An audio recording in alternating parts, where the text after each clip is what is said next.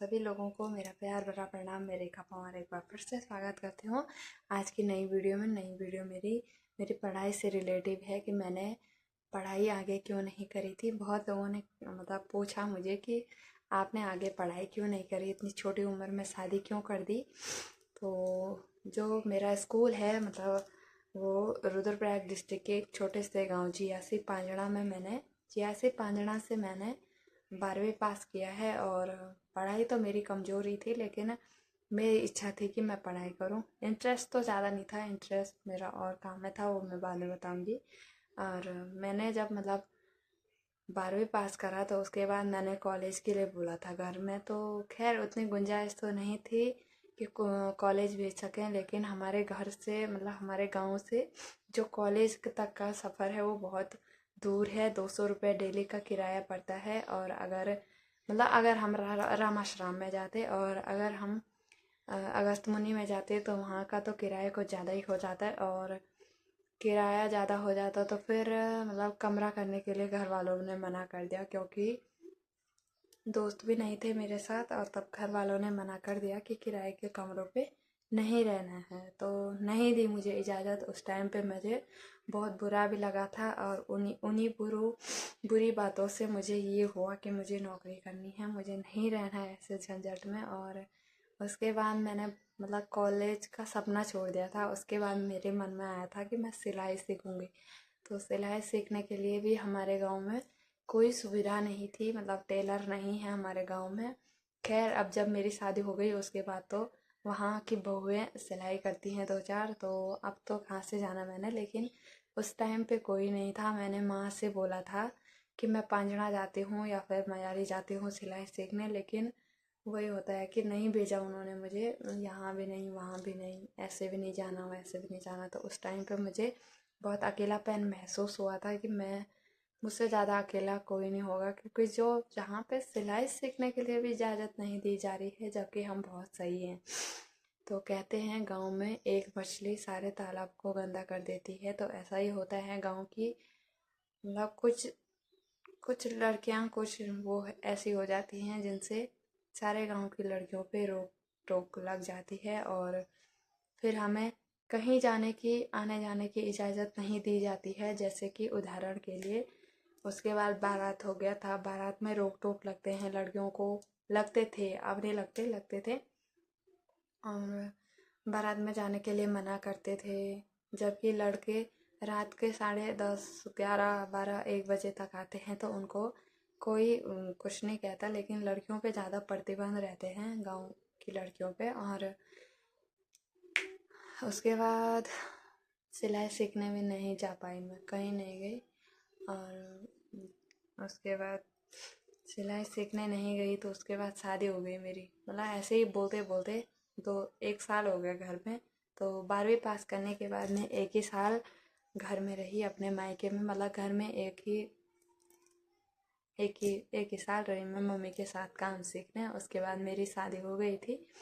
तो यहाँ आई तो मुझे ये उम्मीद थी कि जो मेरे हस्बैंड हैं और मेरे ससुराल वाले मुझे भेज देंगे सिलाई सीखने। वहाँ से यही उम्मीद लेके आई थी मुझे, लेकिन उतनी अकल भी नहीं थी पहले। और मुझे यही लगा कि भेज देंगे मुझे सिलाई सीखने के लिए, नहीं। लेकिन ऐसा ही होता है, जहाँ माँ बाप नहीं भेजते वहाँ सास ससुर क्या भेजेंगे, है ना। तो ऐसा ही हो गया। वहाँ से भी बहुत दूर है सिलाई सीखने के लिए। और यहाँ भी ऐसे ही हुआ कि ससुराल में काम होता है तो नहीं मिलती है, खैर उतने इजाज़त नहीं मिलती है कि तो जा और काम हम करते हैं। तो ये सच्ची बात है, इसमें कोई बुरा ना माने, ये सच्ची बात है कि नहीं भेजते हैं। और मुझे अभी तक भी 2-2.5 साल हो गए शादी करे, और अभी तक भी मैं सिलाई सीखने तो दूर की बात है, लेकिन बाज़ार भी नहीं जा पाते हैं कभी खुद के शॉपिंग के लिए, है ना। जब मायके चली गई तभी लाते हैं कुछ ही। और बाकी हमारा बाज़ार आना जाना भी बहुत कम रहता है, हम घर ही में रहते हैं।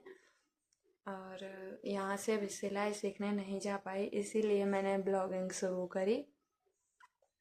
क्योंकि जिस काम में इंटरेस्ट होता है, मेरे पास वहाँ तो मशीन थी लेकिन यहाँ पे मशीन नहीं है सिलाई वाली। और सिलाई वाली अगर मशीन होती तो मैं कुछ ना कुछ सीख ही लेती, ऑनलाइन सीख लेती, है ना। आजकल ऑनलाइन सब चीज़ आ रहे हैं लेकिन नहीं सीखा मैंने।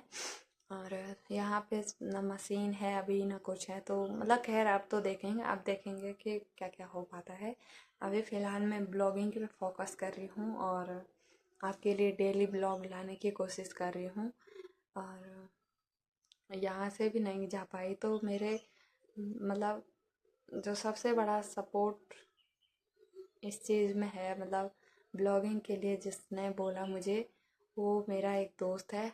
लड़का है, लड़की नहीं है, दोस्त लड़का है। और उसने सबसे ज़्यादा सपोर्ट करा मुझे कि मतलब कभी हार नहीं माननी चाहिए। और एक दोस्त ही होता है जो हमें ये सिखाता है कि हमें ज़िंदगी में क्या करना है, हमारे काम की ओर हमको धकेलना, मतलब हमको ऊपर उठाना कि अपने काम पर ध्यान दो और दुनिया की बातों पे हर चीज़। दोस्त एक ऐसा वो होता है कि इंसान के जिसके पास हम हर कुछ बोल सकते हैं, यहाँ तक कि मतलब कुछ भी चीज़ हम शेयर कर सकते हैं अगर दोस्त अच्छा हो तो। और हर किसी को ऐसा नहीं समझना चाहिए दोस्त मतलब अगर लड़का है तो बहुत बुरा है, ऐसा कुछ नहीं होता है।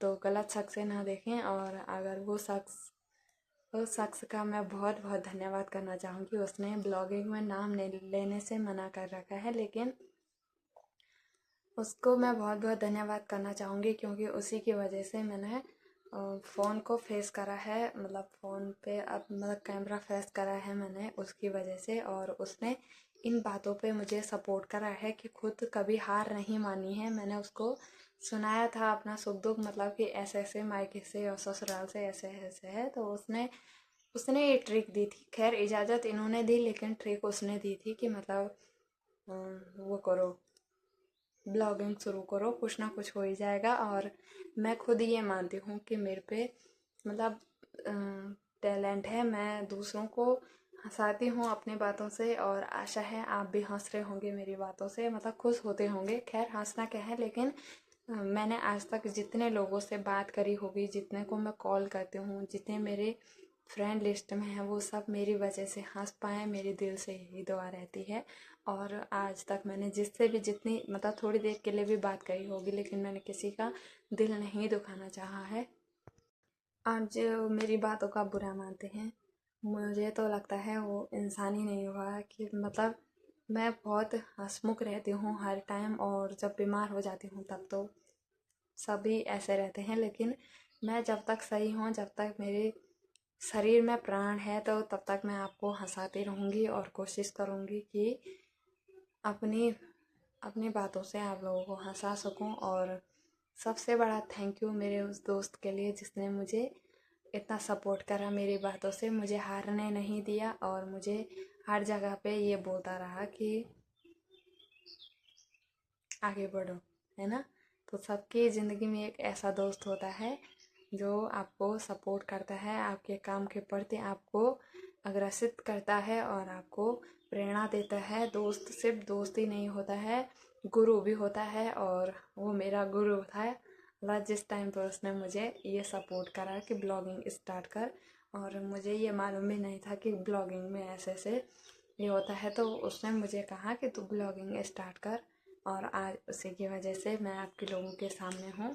इजाज़त यहाँ से मिली, लेकिन मुझे प्रेरणा उसी ने दी कि सबसे बड़ा साथी ब्लॉगिंग है। और सच्ची में मुझे ऐसा लग रहा है आप लोगों से मिलकर कि अपना सुख दुख मुझे हर हर जगह पे लगता है कि काश मैं अभी भी वीडियो बना रही होती, जहाँ पे मैं गाना गाती हूँ, जहाँ पे मैं कुछ करती हूँ, तो ऐसा लगता है कि काश मैं आप लोगों के साथ हर बात शेयर कर पाती। और उतना टाइम तो नहीं मिलता है, उसके लिए सॉरी, लेकिन उस दोस्त को बहुत बहुत धन्यवाद और शुक्रिया दिल से, है ना। तो भगवान से दुआ मांगूंगी कि ऐसा ही दोस्त आपकी ज़िंदगी में आए जो आपका सुख दुख समझे। और बिना, एक बात है कि दोस्ती में कभी मतलबी नहीं होती, मतलबदारी नहीं होती है। और दोस्ती सबसे खूबसूरत चीज़ है, तोहफा है। और दोस्ती में कभी मतलब की बात नहीं होती है। तो उसने मुझे ये चीज़ सिखाई है कि चलो, है ना। तो ठीक है, आज की वीडियो आपको कैसी लगी ज़रूर बताएं कमेंट में। और मेरे दोस्त के लिए भी अच्छे अच्छे कमेंट करना, कोई गलत कमेंट ना करें। तो धन्यवाद। बाय।